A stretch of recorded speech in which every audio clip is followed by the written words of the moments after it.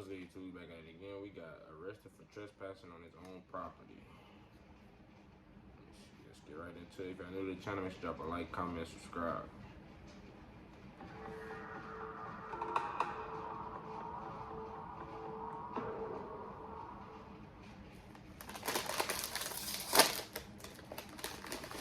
Welcome to Audit the Audits, where we sort out the who and what and the right and wrong of police interactions. This episode covers probable cause, trespassing, and mental health, and is brought to us by the Reformatoriums channel. Be sure to check out the description below and give them the credit that they deserve.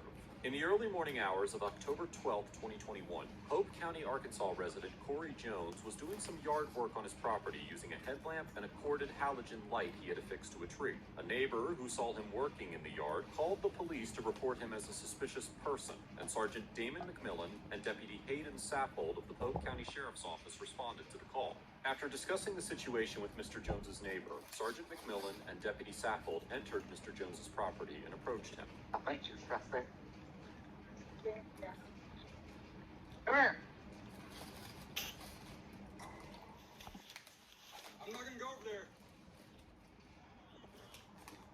What are you doing? Well, how's it going?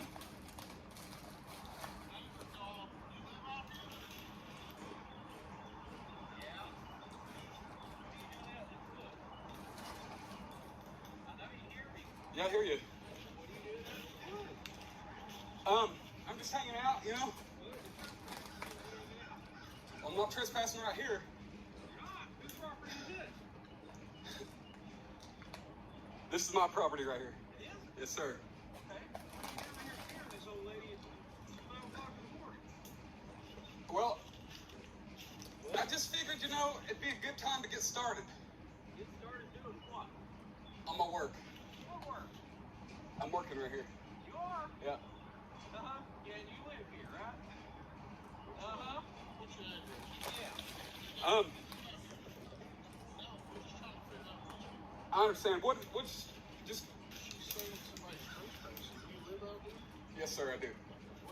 What's your name and badge number? Name and badge number. Let me get it. ASAP. Saffold? 16. And you, sir? You live out here in the front or out? What's your name and badge number? Come on my property asking me questions. I was curious if, I mean, well, are you not... I'll tell you in a minute, okay? I know you're recording me, but you gotta understand, I'm asking you a question.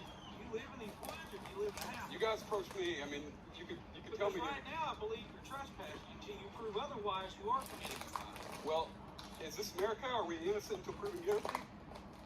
You're telling me I'm guilty of trespassing out here? I'm asking you your address. Nah, he won't change the question. Nah, bro. You trying to tell that man he guilty? I don't have to answer any questions. I would like to alleviate you guys' worries. So you can't prove that you live on this property. Sure, I could. Okay, well then you probably need to do that. Or you're going to arrest me? Might have to, yeah. The officer informs Mr. Jones that he may be placed under arrest if he does not prove that he is the owner of the property. Before we discuss the applicable legal standards further, it's important to note that Mr. Jones was not under any legal obligation to prove that he owned the property or otherwise assist the officers in their investigation. However, it is possible that he still could be legally arrested if a court concluded that the officers had probable cause to believe that he was trespassing. Although Mr. Jones is correct in his assertion that in the U.S. justice system, criminal defendants are innocent until proven guilty, this is not the standard that applies to when an individual can be arrested. According to Section 5-39-203 of the Arkansas Code, quote, a person commits criminal trespass if he or she purposely enters or remains unlawfully in or upon the premises owned or leased by another person. So, in order for Mr. Jones to be found guilty and convicted of trespassing, a prosecutor would have to prove each element of the offense beyond a reasonable doubt. And because Mr. Jones was the owner of the land, a prosecutor could not meet this legal burden. No As way. the Supreme Court explained in the 1949 case of Brinegar versus United States, quote, these rules are historically grounded rights of our system, developed to safeguard men from dubious and unjust convictions with resulting forfeitures of life, liberty, and property. However, if those standards were to be made applicable in determining probable cause for an arrest, few indeed would be the situations in which an officer charged with protecting the public interest by enforcing the law could take effective action toward that end. I feel like I'm in For this school. reason, The standard for placing someone under arrest for a suspected offense is much lower than beyond a reasonable doubt, and is known as probable cause. While courts have consistently avoided setting a precise definition of what constitutes probable cause, the Brinegar Court explained that, quote, "The substance of all the definitions of probable cause is a reasonable ground for belief of guilt, and this means less than evidence which would justify condemnation or conviction. Probable cause requires that an officer have, Bro, we quote, get it, bro. more than bare suspicion, and it exists where, quote, the facts and circumstances within the back officer's to the knowledge video. and of which they had reasonably trustworthy information are sufficient in themselves to warrant a man of reasonable caution in the belief that an offense has been or is being committed. Therefore, if the officers arrested Mr. Jones for trespassing after he refused to prove that he owned the property, it is possible a court could conclude they had sufficient probable cause to make the arrest, even though they would be mistaken about the fact that he was trespassing and he could not be convicted of the offense." I mean, can you not see that I'm out here doing work?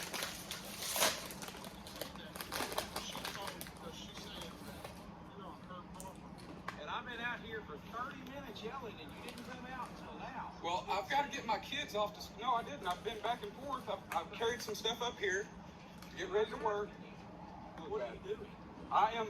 It's not often we get people wandering around the woods at 5 a.m. scaring people. Don't matter how often. Do you own this property and what is your address? It's a simple question that I'm allowed to ask because right now I think you're trespassing. Well, I'm also allowed to not answer it if I don't. So you answer the question to prove you innocent, but you're not going to, right? I have the Fifth Amendment right, sir. You have the Fifth Amendment right not to prove To not- yourself innocent. Now, I don't think you want to check your address because I don't think you have one, and I don't think this is it. Well, sir, you're mistaken. Are you going to arrest me? I don't think this is it. My property? He's so sure this is not Your him. address is. I have a right to do that because you're accused of a crime right now. The officer tells Mr. Jones that he has a right to identify him. You're because accused he's of being crime right now, buddy. trespassing. However, Hey, he Ted, likely find that do Mr. this, Jones is not man. under any legal obligation to identify himself to the officers. The Arkansas Code does not include a stop and identify statute that requires individuals to identify themselves to the police during Terry stops. Instead, Arkansas only places a requirement for citizens to identify themselves in the state's loitering statute.